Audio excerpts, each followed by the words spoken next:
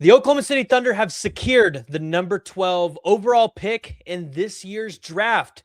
They didn't move up, they didn't move down, but the question is, who are the Thunder going to take and who can improve their roster to beat the Spurs, who are likely going to be an opponent for the Oklahoma City Thunder in the Western Conference Finals? Today I'm joined by Coop. Coop, how are you doing today?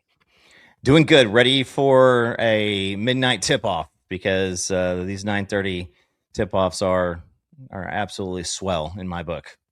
Definitely cannot wait for the Western Conference Finals to get here and have 7:30 tips on the regular.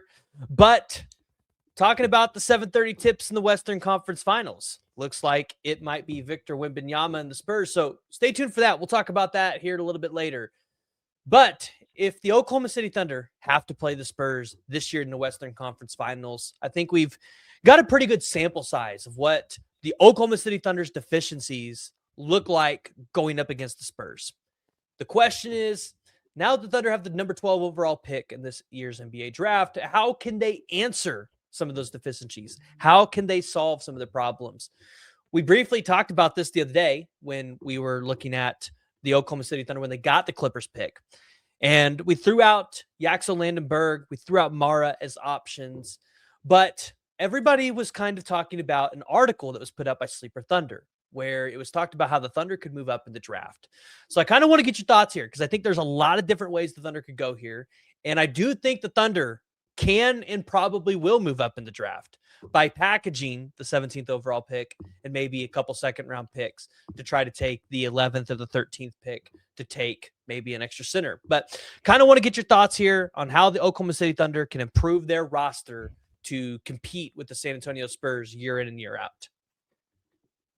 Yeah. So, I mean, first of all, I would even caveat that and say, we've seen in the past, when it's whether it's Oklahoma City or whether it's just the NBA in general, making roster changes for like one player or one team alone can sometimes kind of run you into a bad spot.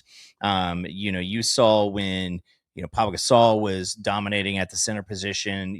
Right when this really kicked off, the Thunder had to go out and get Kendrick Perkins to really compete in the middle because there were some big banger centers in the league. And 2 years later, Kendrick Perkins is basically an energy guy and, barely playing at all. And now, obviously he's a Thunder lover and a big talking head on ESPN and ABC. So, but I would say that if you're the Thunder, and we were talking before we came online, there's so many other teams that just have poor roster management. Now, Sam Presti's getting all the flowers that you can get from all the talking heads at right now on how he has constructed this team.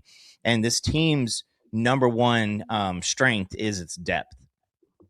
And so if you're Sam Presti, the OKC Thunder, the end goal here is how do we continue to to scout our backsides off and get people who can come in and step in and become two-way players, guys with just great ability and willingness to be mentally tough and just keep this culture going. Because that culture is probably the second strongest piece. When you've got guys like Jared McCain barely sees the floor in the first series against the Suns, he comes out against Lakers and he's just lighting it up. 18 the other night. He's probably going to be throwing it up there again tonight. So the Thunder, as far as the draft goes, is what is the best thing that they can do to get somebody who's in young, who's going to be able to come in, work their tail off, and then when they're called upon, be able to deliver. And I think that you're looking at not only a talent from a physical standpoint on can you play great defense, can you contribute offensively, but also you're going to be looking at the mentality. Who is mentally tough to do that? Because if you're a Yaxel Lindenborg and you go to, and I'm just going one notch above, you go to the Warriors, you're probably getting early in playing time. You go one pick later, and there's a good chance that you're not going to see, an average of 10 minutes plus a game. You're going to play minimally, maybe in blowouts, which happened quite a bit on the Thunder. So maybe that's an entertaining aspect for you as a younger player. But I think that the Thunder obviously have a couple different routes. You can completely just trade out and stockpile for the future. Like, that's an option. And it's not beyond St. Presti to somehow turn the 12th pick into 3 first rounders in the future. And you know that some of these terrible GMs out there have that possibility on the table. You've got packaging, like you mentioned, taking that 17, taking that 12, moving somewhere in the draft, or maybe even moving up a spot and out of the second round, or out of the first round with that second pick. I think that the Thunder probably have guys that are on their radar. They're putting their feelers out there, and you need replacements for potential exits in Lou Dort and in Isaiah Hartenstein. So, with those things being said, that's really what I'm thinking is they're going to have players in mind, and if those players are not there, they're going to have calls on hold to make a trade and try again next year.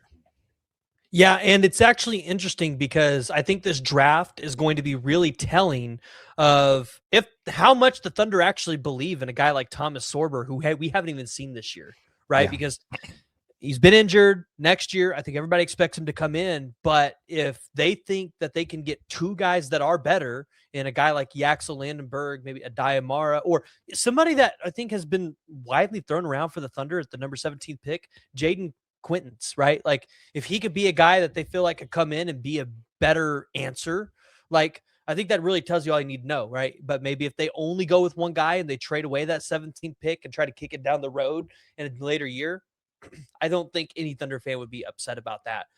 I do think, though, if you're the Oklahoma City Thunder and you're out looking to what the conference is going to give you, obviously you're going to have a size problem with Utah Jazz. They have a bunch of really good deep centers. Obviously, the Spurs are a problem with Victor Wembanyama. We've seen that. And then, the Timberwolves are always going to be a hard out with Rudy Gobert and Julius Randle. I do believe that, especially if they move off Isaiah Hartenstein this year, which we talked about that earlier. You guys can go watch that video. I do think getting a guy like Jaxel-Landenberg and pairing him with an Adai Mara, I think would be perfect, because I do think it answers so many questions. But even if you got Mara, who is starting to become a more favorable pick for the Thunder over Jaxel, if you stayed at the 17th overall pick and got Jaden Quaintance, I don't know if I can be mad at that either. No, and that's the big thing is right now, a lot of people see, Quaintance, who's coming out of, Kentucky. He's a sophomore. He was projected lottery coming into this year. He's a year removed from ACL. He's had these knee issues flaring up. So that's going to ward a lot of people off. And just like Thomas Sorber this past year, the Thunder can afford to take that chance, especially at 17.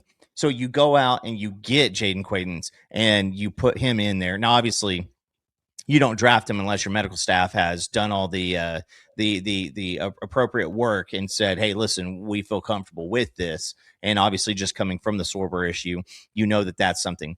But that would be a very, very Sam Presti and the Oklahoma City Thunder thing for them to draft Quaintance, him not, maybe be seen early in the season, come in and start flashing like crazy mid-year next year.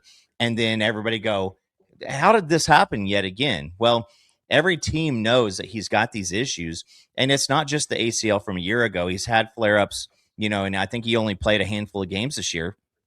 But if you're a team like the Chicago Bulls, or if you're a team like the Hornets, you can't afford to like swing and miss on any of your picks at this point. Whereas if you're the Thunder, Jaden Quaintance, if he's the end of your bench, like you're okay with that.